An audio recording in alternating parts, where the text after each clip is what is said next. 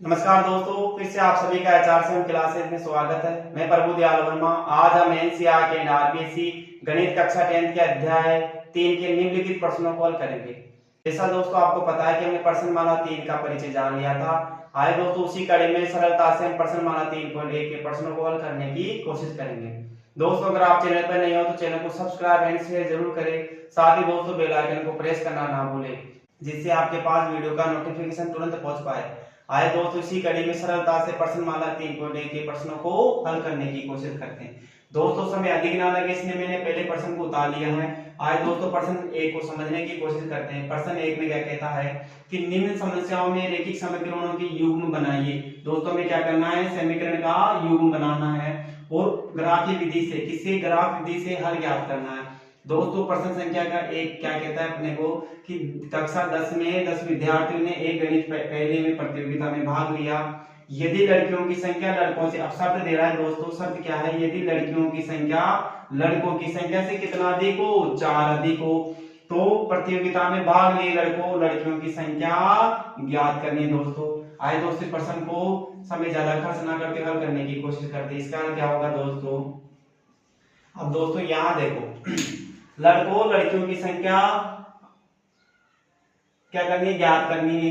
तो दोस्तों अगर मैं लड़कों की संख्या क्या मान लूं, x मान लूं और लड़कियों की संख्या क्या मान लूं, y मान लूं, तो कहीं ना कहीं मेरे पास दो चर आ जाएंगे। तो दोस्तों मैं लिखता हूं उसमें पहले माना कि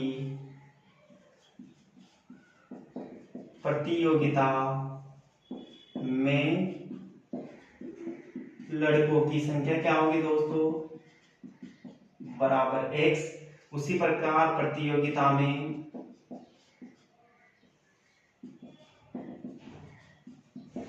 लड़कियों की संख्या क्या है दोस्तों,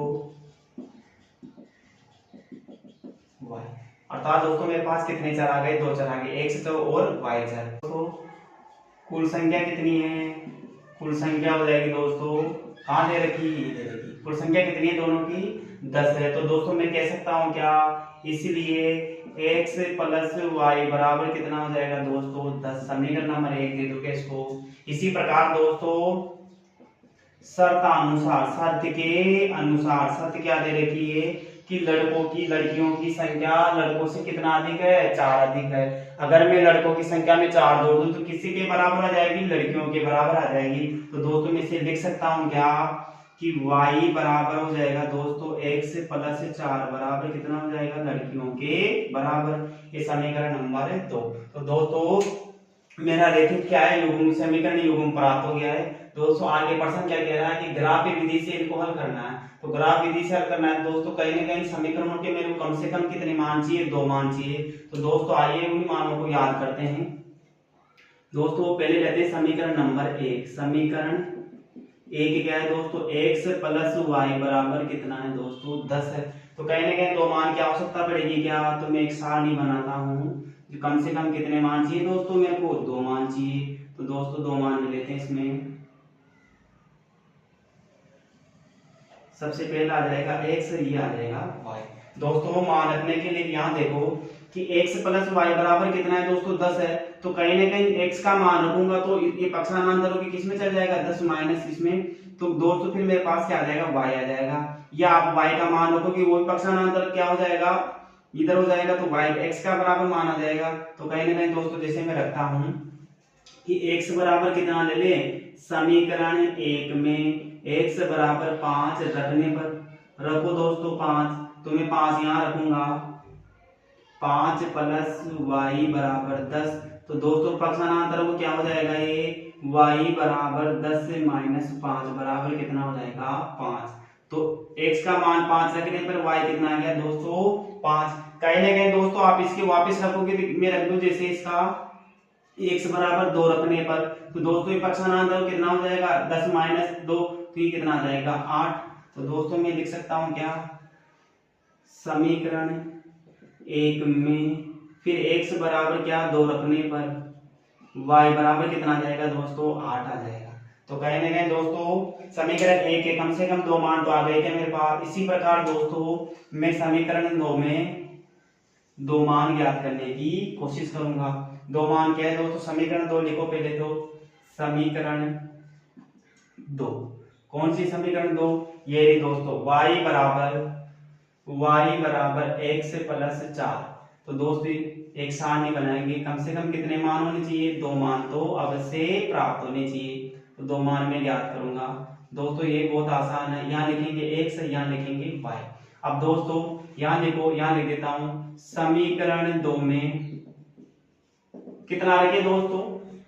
अब देखो, अगर आप y बराबर रखोगे तो ये पक्षांतर होगा, फिर इधर पक्षांतर होगा, तो कहीं ना कहीं कठिन हो जाएगा। मैं x का मान ही यहाँ पे रख देता हूँ। तो जैसे दोस्तों मैं x का मान कितना रख दूं? 0 ले लूं।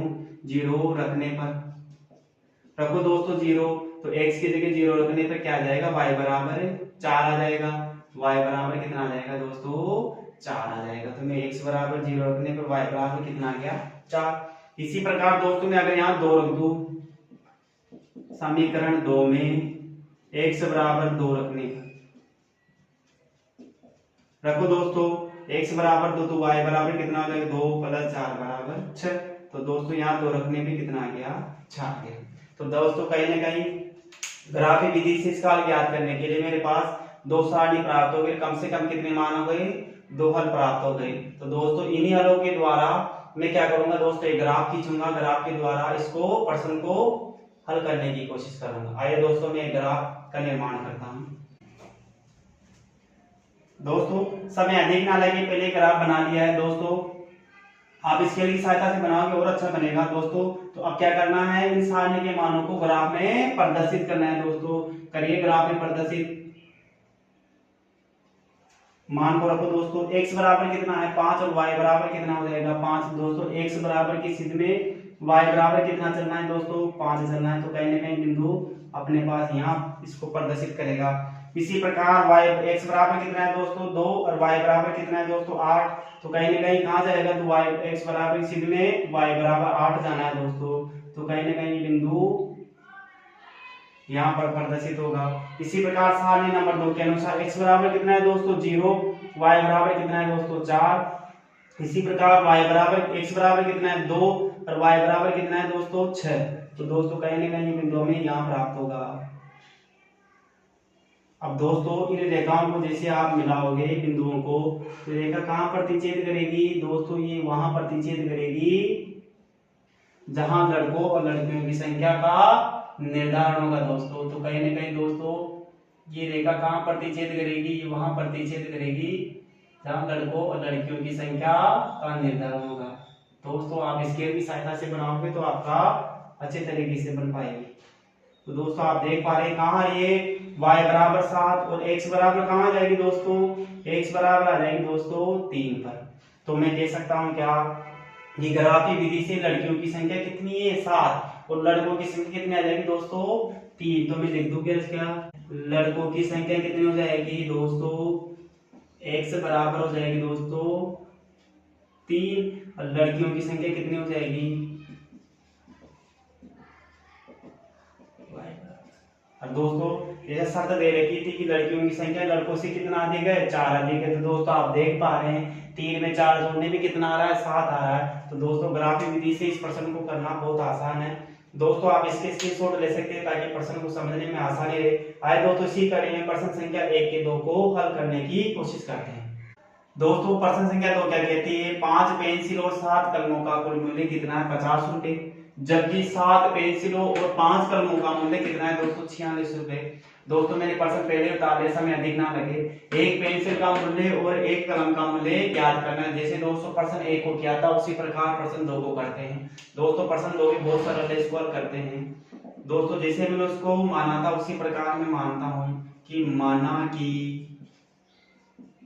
एक पेंसिल का मूल्य, क्योंकि दोस्तों मेरे को कम से कम 2 चर चाहिए। एक पेंसिल का मूल्य कितना है दोस्तों? बराबर x। इसी प्रकार दोस्तों एक कलम का मूल्य कितना है दोस्तों? मेरा हो जाएगा y चर। तो दोस्तों प्रश्नानुसार या प्रश्नानुसार दोस्तों क्या है कि 5 पेंसिल और 7 कलमों का मूल्य कितना है? 50 रुपए। तो दोस्तों एक पेंसिल कितनी है? 1 से 5 पेंसिल लिख सकता हूँ क्या? 5 गुना x प्लस कितनी बार कलमें? 7 कलमें। तो मैं कर सकता हूँ क्या, 5 किसको, y को किससे करना है, 7y बराबर कितना है दोस्तों 50। समीकरण नंबर 1। दोस्तों इसी प्रकार शर्त 2 क्या दे रही है कि 7 पेंसिल और 5 कलम, तो कर दो दोस्तों 7 पेंसिल और 5 कलम किसके बराबर है दोस्तों, ये है 46 रुपए के बराबर।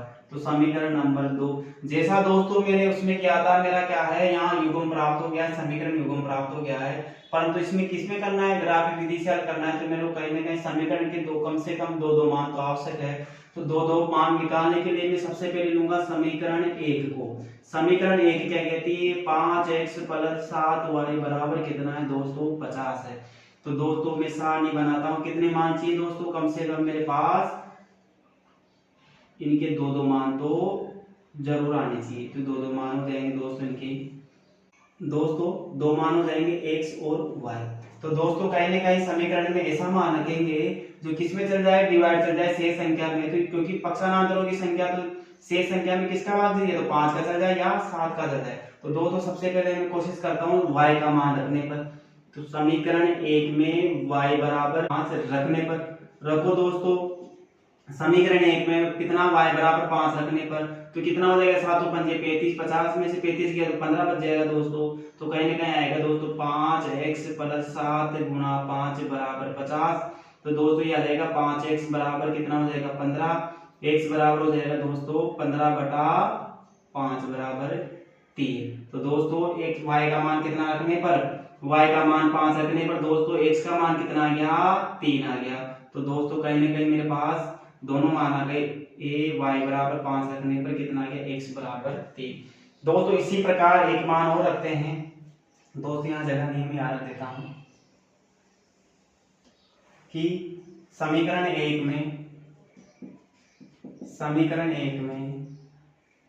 x बराबर -4 रखने पर रखो दोस्तों, x बराबर -4 रखने पर रखो दोस्तों, तो कहीं ना कहीं कितना हो जाएगा 5 और 20 -20 प्लस हो जाएगा 7y बराबर 50। तो दोस्तों माइनस का तो पक्षांतर क्या हो जाएगा, प्लस का हो जाएगा। तो 7y बराबर 50 प्लस 20 हो जाएगा दोस्तों, तो y बराबर होगा 70 बटा 7 बराबर कितना आएगा दोस्तों 10। अर्थात दोस्तों समीकरण 2 के y का मान कितना रखा, तो x का मान कितना रखा दोस्तों मैंने -4 रखने पर y कितना आ गया 10 आ गया। तो दोस्तों कहीं ना कहीं इसी प्रकार सारणी नंबर 2 बनाते हैं। समीकरण नंबर 2, समीकरण नंबर 2 क्या है दोस्तों, 7x प्लस दोस्तों 5y बराबर 6।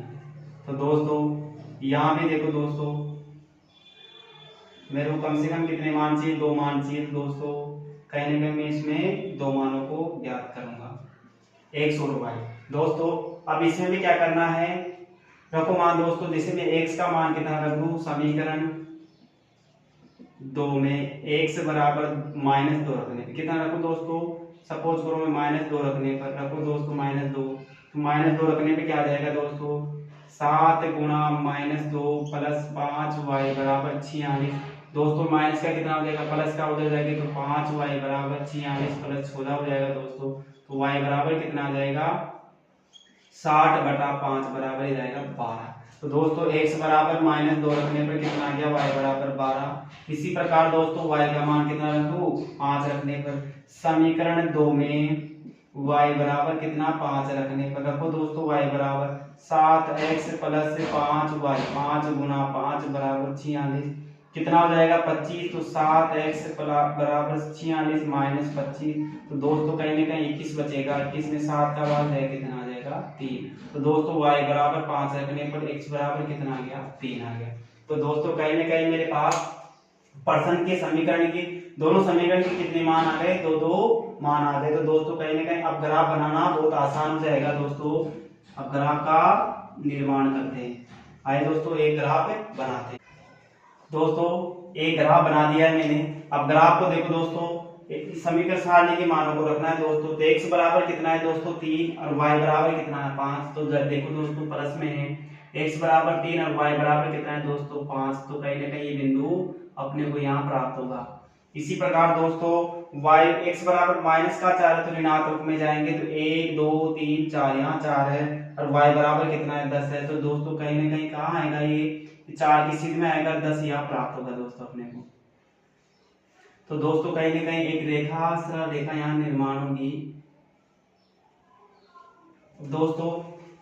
इसी प्रकार सारणी 2 को देखो, यहाँ में देखो y x बराबर कितना है -2 और y बराबर कितना है दोस्तों 12। तो कहीं ना कहीं दोस्तों एक बिंदु अपने कहाँ प्राप्त होगा, ये यहाँ प्राप्त होगा दोस्तों, यहाँ ये बिंदु प्राप्त होगा। इसी प्रकार दोस्तों सारणी 2 का दूसरा हल देखो दोस्तों, x बराबर कितना है दोस्तों 3 और y बराबर कितना है 5।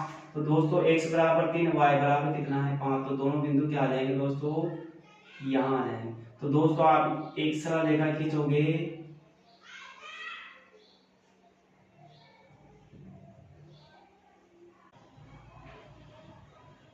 दोस्तों, ये कहां प्रतिच्छेद करेगी, बिंदु 3 और 5 पे, x बराबर 3 और y बराबर 5 पे प्रतिच्छेद करेगी। तो इसी प्रकार दोस्तों एक पेंसिल का मूल्य कितना हो जाएगा 3 और एक कलम का मूल्य कितना हो जाएगा 5 रुपए हो जाएगा। तो दोस्तों हमने प्रश्न संख्या 2 को भी आसान तरीके से हल करने की कोशिश की।